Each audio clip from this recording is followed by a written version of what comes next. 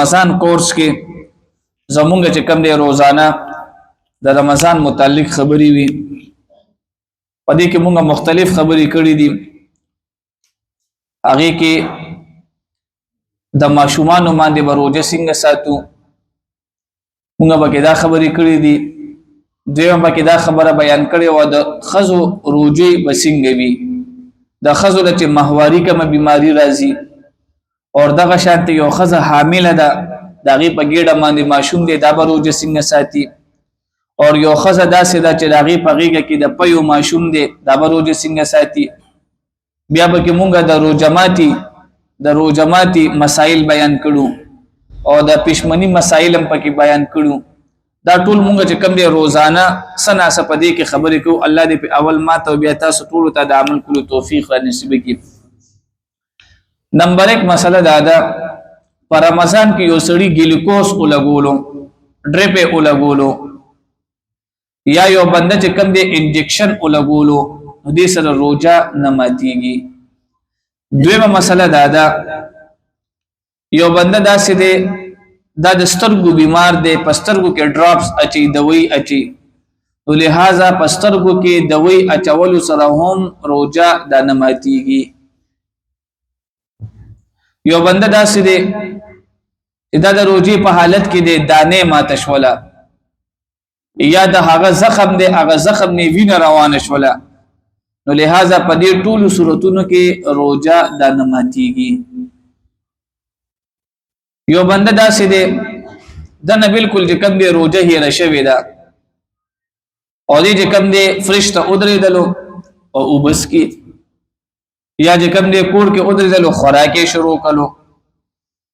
خدانه روزه بالکل هیر ده نو دا هیر سره چې کوم دی روزه د نه ماتيږي اوس دې کې یو مسله ده مسله د دې خبره ده چې یو سړی چې کم دی خوراک شروع کړی دی د روزه ده او زه مثلا وینما نو په دې دوران کې زما आवाज بسوي د باندې په دې کې علماو چې کم دي طریقه خولې ده دا کم سړی چې په روزه کې په هیر سره چې کم دی خوراک کوي او دا کمزوري دی نو د باندې به आवाज نه کوي پرېدا به د الله طرف د باندې انعام دی او دې کم دی روزه هم د خوراک هم کوي نو زه په دمه باندې سن کومه आवाज بنه کومه چې لکه تا صافو روزه ده او دا کم یو د هغه سړی دی هغه خزه چې کمزور ده او که یو سړی مثلا تندرست وي برابر وي نو په دمه باندې بیا چې کم دی سړی په आवाज کوي الکه ځن خو ستاره روزه ده نو دې کې چې کم دی دا یو مسله به یاد ساتو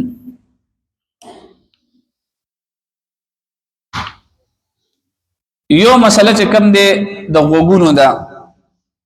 په غوګونو کې چې کم دی دوی چاوا چولا نو دې سره چې کم دی روزه خرابيږي دا غي وجه دا ده چې دا غوګونو کې کله سړی دوی واچي د دې باقاعده د دې حلق کې چې کم دی اثر محسوس کیږي دا ENT دا مختلف چې کم دی دا یو ډاکټر نه دی علاج کیږي چې کم یو سړی چې کم دی په غوږ کې دوی واچولا او د هغه اثر په حلق کې محسوس ولو نو دی چې کم دی روزه به ماتي شي د دې قضا ضروري نو د دې چې کم دی احتیاط بده کې دا دی چې د غوګونو کم خلک بیماران دي نو دا غیبه چې کم دی د پښمنی کې دوی واچي د روزه په حالت کې دی دوی نه چي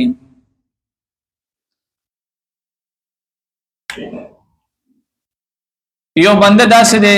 چې په پوزه کې دوی واچولا او د دې دوی اثر په حلق کې محسوس ولو نو دا هم روزه ماته شولا او دا شانتي یو بنده داسې دی د رانجه ولګول نو رانجه لګول سره هم روزه نه ماتيږي الله دې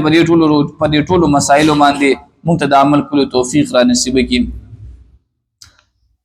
چرادام په دوران کې د یو سړی وبته رښولې او دا چې کم دی قصدن نه بلکې خطأن نو دی به د روزه فاسده شوله دی به د دې ګوره قضا وروړي نو په چرادام کې احتیاط د دې خبرې ده په چرادام کې او په غسل کې چې انسان نه چې کم دی وبتېری نشي کدن چې کم دی خطأن وبتېری شولې نو دا روزه د فاسد شولا او روسه باندې د دې سره وروړي قضا بروړي. الله دې په دې مسایلو باندې موږ ته د عمل کولو توفیق راکړي. واخر الدعوانا الحمد لله رب العالمین.